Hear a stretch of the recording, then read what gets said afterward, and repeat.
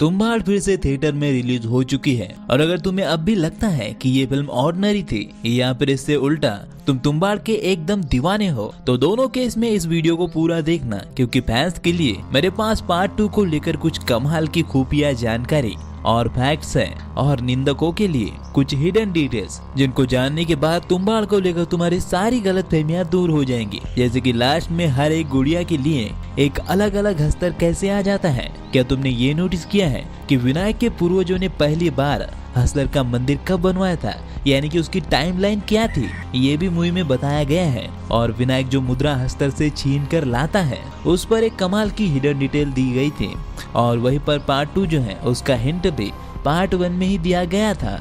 मतलब वैसे तो नहीं, लेकिन सबकॉन्शियसली। और हाँ भाई लोग, ये तो बस ट्रेलर है, ऐसी कई और हिडन डिटेल्स हैं जो तुम्हें आगे इस वीडियो में पता चलेंगी। डिटेल नंबर 1, क्या तुमने ये नोटिस किया है कि हस्तर के छूने से जो श्राप लगता है वो पूरी तरह से हस्तर को रिप्रेजेंट करता है। उस श्राप से इंसान हमेशा सोता रहता है और उसे भूख लगती रहती है, जो कि हस्तर को मिलने वाले श्राप का हिस्सा है। लेकिन वही वो इंसान अमर भी हो जाता है और हस्तर भी अमर है क्योंकि वो देव है ना। वैसे इस इमॉर्टल वर्ड को याद रखना, वीडियो में आगे काम आएगा जब हम पार्ट 2 की बात करेंगे तब। डिटेल नंबर 2, सरकार अपनी लक्कड़ नानी को इसीलिए नहीं मारता क्योंकि वो ही खजाने का पता जानती है और सरकार को मरते दम तक ये उम्मीद होती है कि एक ना एक दिन उसे वो बता ही देगी। वैसे क्या तुमने ये नोटिस किया कि सरकार के पूर्वजों ने हस्तर का मंदिर दुनिया में पहली बार कब बनवाया था? इसका हिंट भी मूवी में हमें दिया गया है। वो अलग बात है कि किसी ने नोटिस नहीं किया है, कोई बात नहीं, थोड़ी देर में मैं ही तुम्हें बता दूंगा।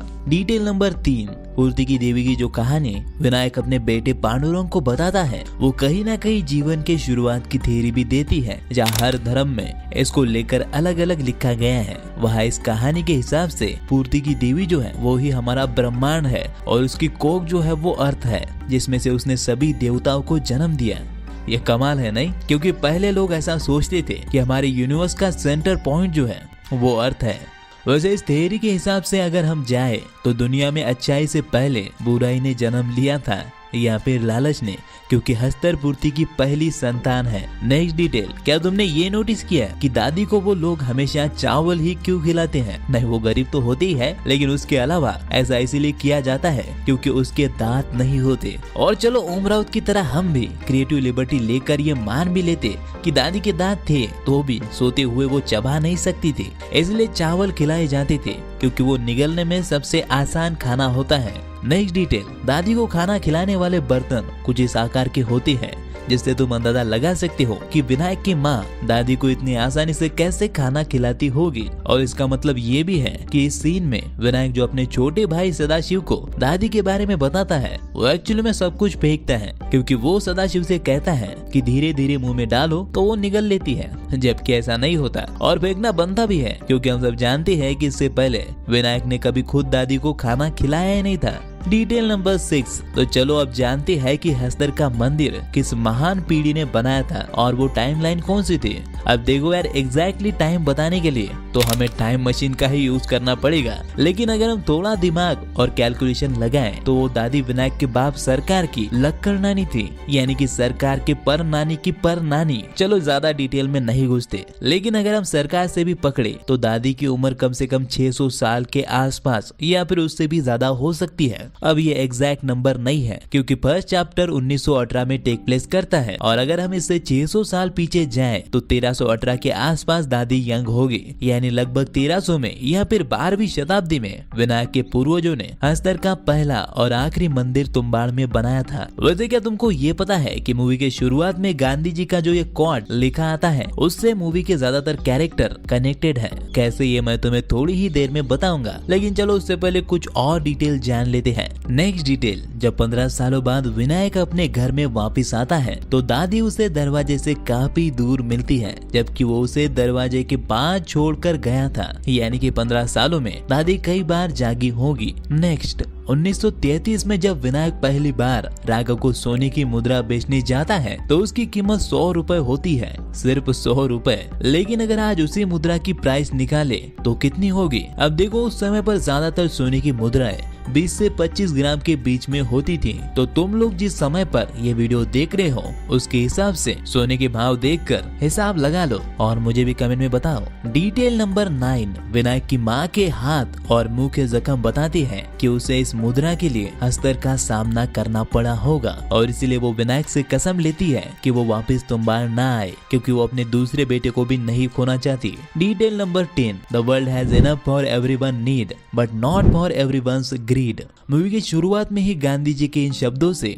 हमें यह क्लियर किया जाता है कि मूवी लालच और उसके अंजाम पर होने वाली है, लेकिन अगर इस कोट को डीपली समझोगे तो हर कैरेक्टर इन शब्दों के मीनिंग को रिप्रेजेंट करता है। सबसे पहले सरकार की लकड़ नानी, जिसने लालच के चलते लगभग 600 सालों तक नर्क से भी भयंकर जिंदगी जी है। दूसरी विनायक की माँ, जिसने 12 सालों तक सरकार को सेक्सुअल प्लेजर दिए सिर्फ एक सोने की मुद्रा के लालच में। तीसरा खुद विनायक, जिसने अपनी अच्छी खासी जिंदगी और परिवार को खो दिया। चौथा उसका दोस्त राघव, जिसको लालच के चलते एक भयानक मौत मिली। और पांचवा पांडुरंग, जो सबसे बड़ा लालची था। इसकी लालच ने इसे अपने बाप से दूर कर दिया। और मजे की बात पता है क्या है? जब तक इन लोगों के आंखों से लालच का पर्दा हटता बहुत देर हो चुकी थी। ये सभी अपनी कोई अजीब चीज खो चुके थे, जैसे दादी ने अपनी जिंदगी खोई और जब तक उसे लालच समझ में आई तब तक वापिस जाने का रास्ता बहुत पीछे छूट चुका था। सेम विनायक की माँ ने भी जब पहली बार हस्तर को देखा वो लालच से बाहर आ गई, लेकिन तब तक वो अपना एक बेटा खो चुकी थी। विनायक और पांडुरंग की भी सेम कहानी है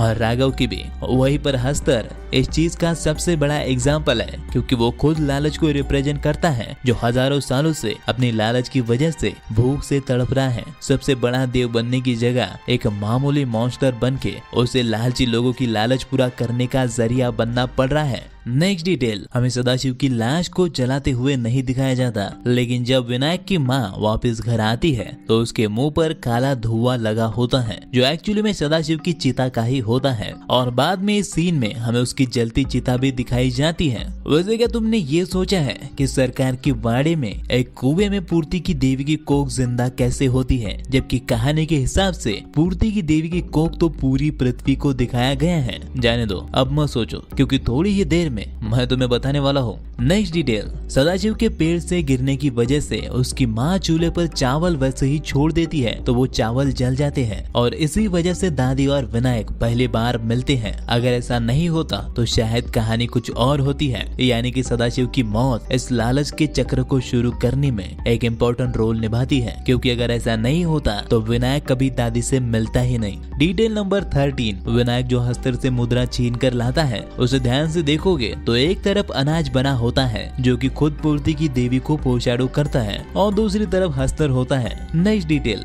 राघव जो लड़की विनायक को 800 रुपए में बेचता है वो एक्चुअली में विद्वान नहीं होती, वो वेश्या होती है, जिसे राघव ने विनायक को व्यस्त रखने के लिए भेजा था। अब ये हमें बताया तो नहीं जाता, लेकिन जिस तरह से राघव उसे 50 रुपए देता है और वो आते ही विनायक पर अपने हुस्न का जादू चलाती है, उसके साथ नशे भी करती है, वो कोई आम विधवा जिसको सती से उठाकर लाया हो नहीं कर सकती। डिटेल नंबर 15, तो चलो अब जानते हैं कि पूर्ति की देवी की कोख एक कुएं में कैसे जिंदा हो गई। तो सरकार के वाड़े में एक कुएं में बनी पूर्ति की देवी की कोख रियल नहीं होती, बल्कि 600-700 सालों पहले विनायक के पूर्वजों ने पहली बार इस धरती पर हस्तर का पहला मंदिर बनवाया था और फिर कुएं के अंदर बहुत गहराई में एक गड्ढा बना के उस पर पूर्ति की देवी की प्रतिमा बनवाई होगी। और क्योंकि देवी अपनी पहली संतान हस्तर से बहुत प्यार करती है तो उसके लिए उसने उस मामूली गड्ढे को असली कोख बना दिया ताकि हस्तर उसमें सो पाए। ऑब्वियसली इसमें विनायक के पूर्वजों ने मंत्रों का सपोर्ट भी लिया होगा, लेकिन आसान भाषा में समझाओ तो ये बिल्कुल वैसा ही है जैसे हम भगवान का मंदिर बनवाते हैं और मानने लगते हैं कि यहाँ भगवान है। और क्योंकि हस्तर का ये पहला और आखिरी मंदिर था तो वो अपनी भूख मिटाने के लिए वहाँ पर आता है और उसके पीछे पूर्ति की देवी को भी आना पड़ता है। वैसे भी एक दंत कथा में तुम इससे ज्यादा लॉजिक मत लगाना, जो भी पॉसिबिलिटी हो सकती है वही मैंने तुम्हें बताया है। मे बी पार्ट 2 में हमें इस कोख की ओरिजिन पता चलेगी। नेक्स्ट डिटेल, शायद तुमने ये नोटिस नोटिस नहीं किया होगा, सरकार विनायक और पांडुरंग तीनों की आंखें हरी होती है, जो उनके डीएनए को रिप्रेजेंट करती है। इतनी छोटे लेवल पर कौन काम करता है भाई। नेक्स्ट डिटेल, तुमने मूवी में ये भी नोटिस नहीं किया होगा कि विनायक पूर्ति की देवी और हस्तर की कहानी जो अपने बेटे को सुनाता है वो उसे कैसे पता चली। देखो, ये कहानी सिर्फ विनायक के खानदान वाले जानते थे, यहाँ तक कि सरकार को भी ये पता नहीं थी। तो अब एक ही इंसान बचता है, दादी। वो दादी ही थी जिसने मुक्ति के बदले में विनायक को खजाने का पता भी दिया और हस्तर की और पूर्ति की देवी की कहानी भी सुनाई। वैसे यार, दादी के 15 साल बिना खाए पे जिंदा रहने का एक बहुत ही साइंटिफिक रीजन दिया जाता है, जहां उसका सारा शरीर गल जाता है पर सर और हार्ट जिंदा रहता है इस पेड़ की वजह से। लेकिन वो चाहते तो आसानी से दादी को वैसे ही जिंदा दिखा सकते थे और रीजन दिया जाता कि श्राप की जादू ने उसे जिंदा रखा है। जैसे कि कल की मूवी में अश्वत्थामा बिना खाए पिए ही जिंदा होती है, और क्योंकि दादी हमेशा सोती रहती है तो उसे ज्यादा ऊर्जा भी नहीं लगती। पर क्योंकि इसमें हमें आगे दादी, राघव और विनायक को श्राप के बाद मरते हुए दिखाना है, तो फिर ये चीज इतनी रियल नहीं लगती कि श्राप वाला इंसान भी मर सकता है, क्योंकि हम देख चुके हैं कि जिसको श्राप होता है वो कई सालों तक बिना खाए पिए भी जिंदा रहता है। इसलिए उन्होंने ऐसा दिखाया और ये कमाल की डिटेल थी। डिटेल नंबर 19, जब राघव अंदर जाता है और उसे ये आटे की गुड़िया वाला डिब्बा दिखता है तो इसका क्या करना है और खजाना कैसे मिलेगा उसे कुछ भी पता नहीं होता है। इसलिए वो उसे घिसता है जैसे चिराग को घिसा जाता है। और ये चीज मेगस के अमेजिंग विजन को दिखाती है कि एक इंसान को पता ही नहीं है कि खजाना कहाँ है, लेकिन उसने भी जिनकी कहानियां सुनी होगी तो वो उसे सबकॉन्शियसली ही घिसता है। डिटेल नंबर 20, विनायक अपने बाप सरकार से नफरत करता है क्योंकि उसने विनायक की विधवा माँ का इस्तेमाल किया था। लेकिन आगे चल के बड़ा होकर विनायक भी एक विधवा औरत के साथ सेम वही करता है। और पता है क्या, मूवी हर पीढ़ी में लालच और हवस का स्तर बढ़ा देती है। जैसे सरकार ठरकी और लालची था, लेकिन उसने कभी भी अपनी लक्कड़ नानी के पास जाकर खजाने के बारे में पूछने की हिम्मत नहीं की, और वही वो एक ही औरत पर सीमित था। हालांकि ये उसकी उम्र के हिसाब से बहुत ज्यादा ठरक थी, लेकिन उसका बेटा विनायक इन दोनों चीजों में उससे कहीं आगे था, जहाँ पर उसने सिर्फ 12 साल की उम्र में ही दादी से खजाना कहाँ है ये जानने के लिए अपनी जान दांव पर लगा दी थी। वही 25 साल की उम्र में वो हस्तर से भिड़ गया था और वही पैसे आते ही बीवी के अलावा उसने एक औरत भी रख ली थी और वहीं पर कोटा जाना भी स्टार्ट कर दिया था। लेकिन पांडुरंग इन दोनों का बाप है। उसने सिर्फ 14 साल की उम्र में न सिर्फ हस्तर से भिड़कर वो कितना लालची है ये दिखाया है, बल्कि अपनी ही बाप की वेश्या से मुद्रा देकर शारीरिक संबंध बनाने की कोशिश भी की। इतनी सी उम्र में वो अपने ही बाप के साथ कोठी भी गया, और सबसे बड़ा कांड, उसने एक साथ हस्तर का सारा सोना चुराने की कोशिश भी की, जो ये दिखाता है कि पांडुरंग अपने बाप दादा से लालच और हवस में बहुत ज्यादा आगे है। वैसे पांडुरंग से मुझे पार्ट 2 की याद आ गई, जिसको लेकर हम थोड़ी ही देर में बात करेंगे। और पार्ट 2 के बारे में कुछ फैक्ट्स और रिपोर्ट जानकर तुम शॉक्ड होने वाले हो, पर पहले कुछ और डिटेल कवर कर लेते हैं। नेक्स्ट डिटेल, लास्ट चैप्टर की शुरुआत में विनायक हमें बरगद के पेड़ पर रस्सी पर चढ़ने का ट्राई करते हुए दिखता है। रस्सी में बड़ी बड़ी गांठें भी लगी होती है, जबकि पहले वो बिना रस्सी को गांठ बांधे ही कोक में आता जाता था। इससे हमें ये पता चलता है कि वो बूढ़ा और कमजोर हो गए हैं। लेकिन इसके अलावा ये भी कि शायद वो कई बार हस्तर के हाथ लगते लगते बचा होगा। डिटेल नंबर 22, विनायक हर बार जब अंदर जाता है तो सिर्फ अंदर ही आटे का घेरा बनाता है, लेकिन आखिर में जब वो अंदर जाता है तो वो बाहर भी आटे का घेरा बनाता है और उसके बाहर भी एक घेरा बनाता है और पूरे कुएं के बाहर भी, यानी कि हर रास्ते पर वो एक आटे का घेरा बनाता है, क्योंकि वो जानता है कि हस्तर का सोना छीनने के बाद वो पूरी ताकत से वापिस आने की कोशिश करेगा।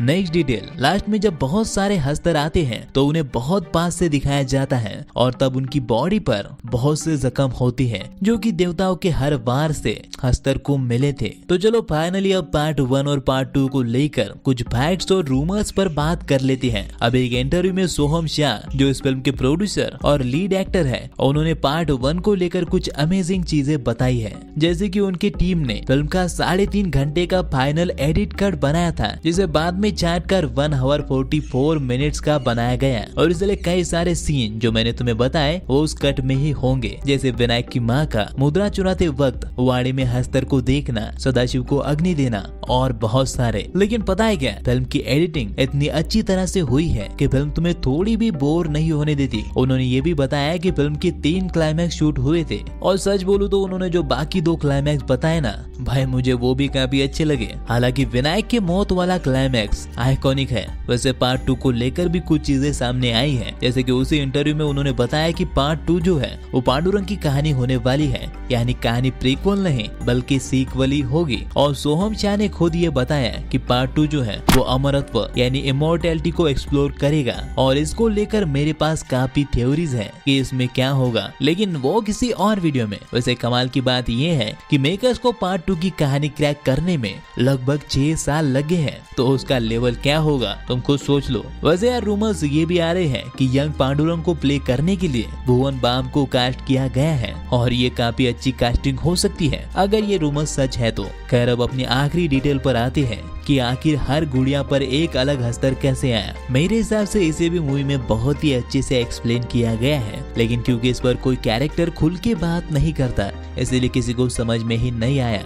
देखो हस्तर जो है उसकी कोई रियल बॉडी नहीं है। जब सारे देवताओं ने उस पर वार किए तो वो यूनिवर्स में कण कण बिखरता गया, और तब अपने स्नेह के प्रति पूर्ति की देवी ने अपनी पूरी पावर लगाकर उसकी आत्मा को बचाया। इसलिए उसे बचाने के बाद पूर्ति की देवी भी टूट गई, मतलब टूटी तो नहीं लेकिन क्रैक पड़ गए। इसलिए हस्तर की कोई बॉडी नहीं है। अगर तुम कली असुर को जानते हो तो तुम हस्तर की सिचुएशन को समझ सकते हो। कली की भी कोई बॉडी नहीं है, लेकिन कली की तरह हस्तर भी जिंदा है। इसलिए उसे एक श्राप दिया गया कि वो कभी अनाज को छू नहीं पाएगा, और तब से वो लालच का प्रतीक बन गया है। अब यहाँ तक अगर तुम हस्तर की सिचुएशन को समझ गए हो तो इतने हस्तर कैसे आए ये भी समझ जाओगे। ये आटे की गुड़िया जो है वो भी हस्तर को ही रिप्रेजेंट करती है। कभी तुमने सोचा है कि सूखे आटे से हस्तर क्यों नहीं आता? क्योंकि वो अनाज से वहाँ आता ही नहीं है। मतलब सूखा आटा भी तो अनाज ही है, लेकिन वहाँ पर वो सूखे आटे से इसीलिए नहीं आता क्योंकि अनाज उसके लिए होता ही नहीं है। लेकिन ये आटे की गुड़िया जो है वो उसी के लिए बनाई गई होती है, क्योंकि ये गुड़िया बनाने का मकसद ही हस्तर का आह्वान बनाना होता है। मतलब तुम जरा सोच के देखो कि अगर ऐसा नहीं होता तो वो लोग गीला आटा करके भी हस्तर को दे सकते थे। एक गुड़िया बनाने की मेहनत करने की कोई जरूरत नहीं थी, लेकिन ऐसा किया जाता है क्योंकि ये गुड़िया और हस्तर एक है। यानी कि ये गुड़िया जो है ये खास करके हस्तर के लिए बनाई जाती है। ये गुड़िया बना के उसे बताया जाता है कि ये उसी के लिए है, क्योंकि जैसा कि मैंने तुम्हें बताया कि हस्तर को एक श्राप मिला था कि वो खुद अनाज को छू नहीं सकता,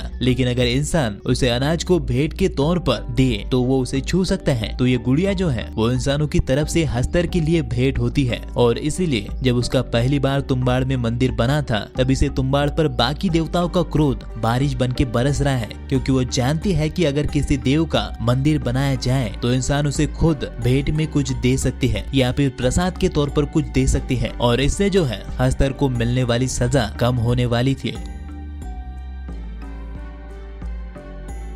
इसे तुम आसान भाषा में इस तरह से समझो जैसे कि पूजा में हर भगवान का अपना एक स्पेशल प्रसाद होता है, वैसे ही ये आटे की गुड़िया हस्तर का प्रसाद है। सिंपल भाषा में कहो तो ये गुड़िया ही हस्तर है, ये उसी को फोरशैडो करती है। इसलिए जितनी आटे की गुड़िया होती है उतनी हस्तर आती है, और हस्तर को सिर्फ अनाज से मतलब होता तो वो सूखे आटे की डालती ही वहाँ आ जाता भाई, वो कंकड़ पत्थर भी खा जाता है। आई होप कि तुम्हें ये क्लियर हो गया होगा कि क्यों जितनी गुड़िया होती है उतनी हस्तर आती है। वैसे ये बात विनायक को पता ही नहीं होती और ना ही दादी को। ये वही जानते हैं जिन्होंने ये मंदिर और कोक बनाई थी, यानी कि फिल्म के राइटर। कैसा लगा मेरा मजाक?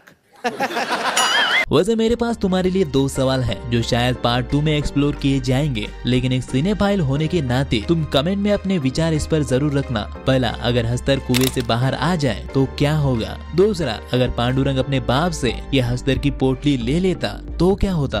सोचो सोचो।